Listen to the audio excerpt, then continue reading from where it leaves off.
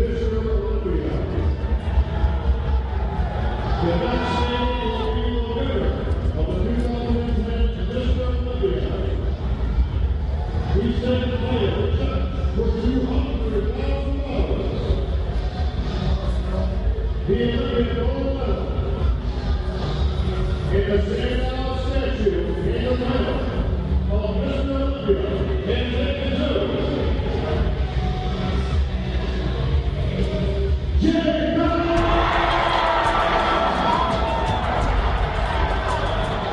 I don't want to play anymore. I don't want to play anymore. I am upset. I didn't prepare for this. I am unprepared to deal with this level of what appears to be failure. Throughout 2009, Kai Greene was being hyped as one of the few possible successors to the Mr. Olympia crown. It was somehow expected that this relative newcomer to the most prestigious competition in bodybuilding would sweep the contest in a way that no previous champion ever had. Though his fourth place showing in 2009 was a disappointment, Kai made up for it with a hard-fought win of the 2010 Arnold Classic, edging out a very competitive and frustrated Phil Heath. Coming into the 2010 version of the Olympia, Kai was once again being predicted as one of the most likely to upset Jay Cutler's winning streak. Kai becoming a Weider athlete further reinforced in fans' minds that he was poised to take it all. However, during the prejudging call-outs, all of that changed in an instant. This is documentary filmmaker Mike Pulcinella, reporting for Muscle Meds. Competitor number 18, Phil Heath.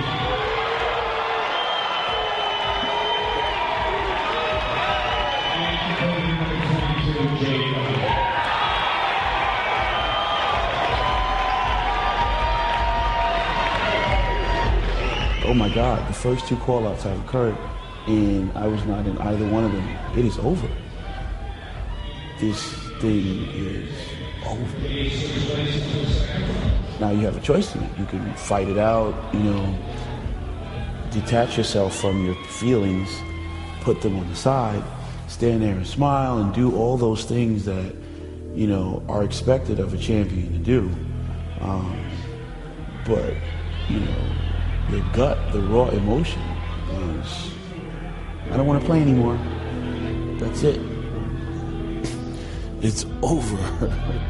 Man, you wish the stage could open up and swallow. When I saw him in the prejudging, when I saw him come out, it looked okay, but then as he began to pose, I didn't see his muscles pop as much, and I remember posing with him in the gym, he looked bigger and harder. I'm like, what is going on? And then, okay, you know what, maybe it was the lighting, maybe. So when I saw the comparisons and I saw he wasn't as full and as dry and as hard as I seen him, I was like, wow, we just blew an opportunity, man.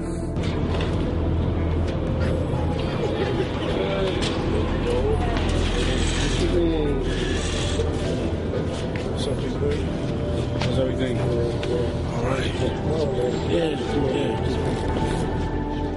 There's the embarrassment, there's the humiliation, there's the questions of, oh my God, what went wrong? There's the ahas that goes back to some of the things that were happening as they were happening, and you might want to question it, but you don't. It's the aha that, yeah, you didn't feel right about that, but when you didn't feel right about it, that aha, it was wrong, but it's too late. There's the despair of, wait, this is the moment. This is everything that built up, in my mind. This is not it. This was it. Yeah. This was it. And that is to me like, losing a mother or a grandmother, I feel like something died.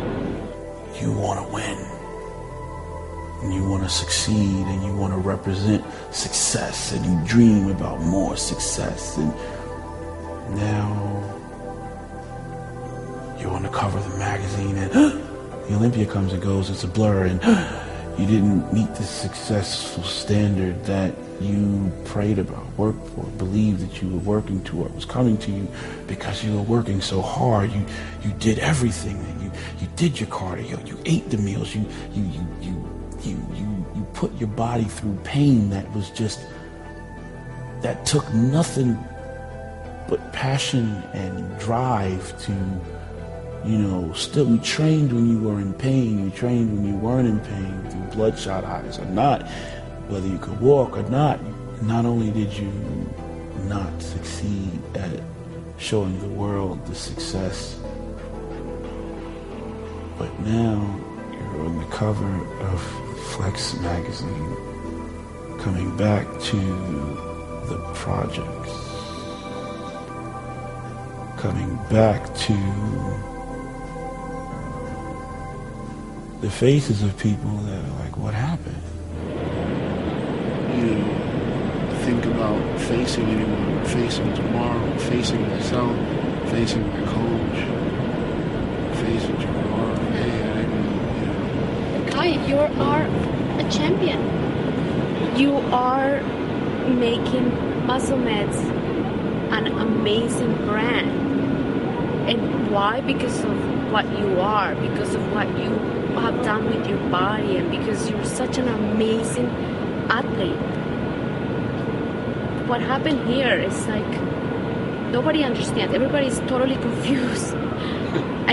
That's my opinion. Everybody was like, you shouldn't hear people behind me. I mean, what's going on? To the untrained eye, you can think, well, maybe this guy was cheating on his diet. Maybe this guy was not doing his cardio. I'll tell you right now, those things, if anybody knows Kai is probably one of the most disciplined, hardest working bodybuilders. They say Branch Warren is hard and working. Kai, I put Kai against anybody in the IFBB for hard working, committed, devoted. If this guy needs to eat sand and train and he'll do whatever he has to be the best. He's always had that even when he was younger. He has that discipline, that drive. You take an athlete that's invested everything.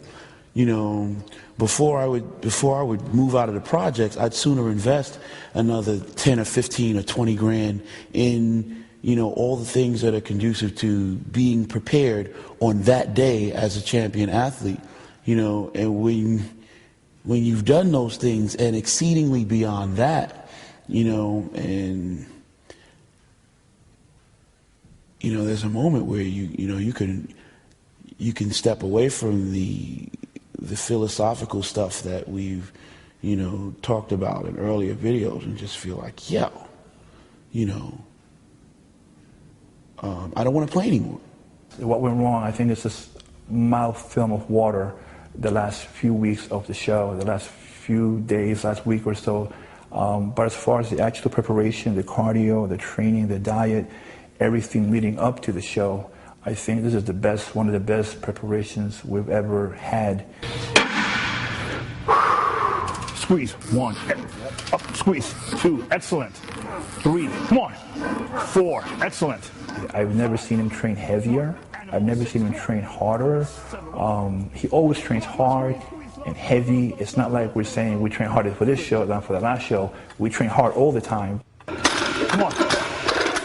Let's go. 1, 2, 3, 4, 5, 6, 7, 8, 9, 10. Excellent. But this time, I guess he knew there was a real strong possibility that we were actually going to win.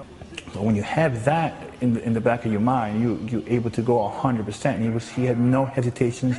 I remember 2 weeks before the show, he was doing 6 plates in the bench press, 5 plates in the incline. I mean, just stuff that I've never seen him do before. And it was thicker and harder and better, and was very convinced in my mind, in his mind, that we were going to do it. There you go. You're waiting. That's why you work hard behind the scenes. That's why you put everything in it, to the point where if somebody's never done this before, if someone's never prepared for a situation like this, probably wouldn't understand, all the things that you'd be willing to put at risk, even, to be prepared in that moment, on that day. And if you do it, you know, you take risks and you make investments that are incredible, you know, someone else may look at and say, man, you know, if you do this and you're successful, then it's, wow, you know, that guy, you're an amazing athlete. Oh, they can't say enough wonderful things, you know. But if you do it and, you know, the end result is what looks like failure, then, or something less than the desired end result, then suddenly it's, wow, that guy was stupid. You know, why would he do something so dumb? He will check for $18,000 to our 7th place finisher this evening. The brother, Greene.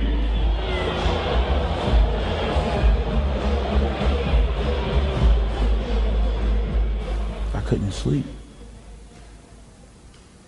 Couldn't sleep for the last, I don't know, 6 weeks going into the show. But the night that we had the finals, I remember being backstage and finally falling asleep.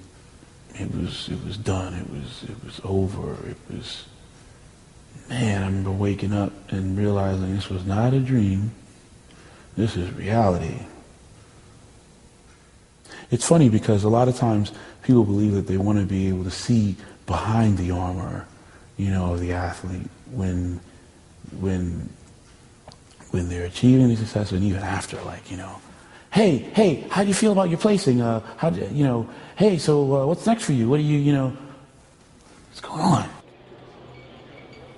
And sometimes it would appear as if they're disappointed when you seem to be as well poised and cool and, you know, okay, you know. But the reality is, I realize though that there is no way that the athlete in that situation, you know, has the ability or the option to even express what they really feel in that moment.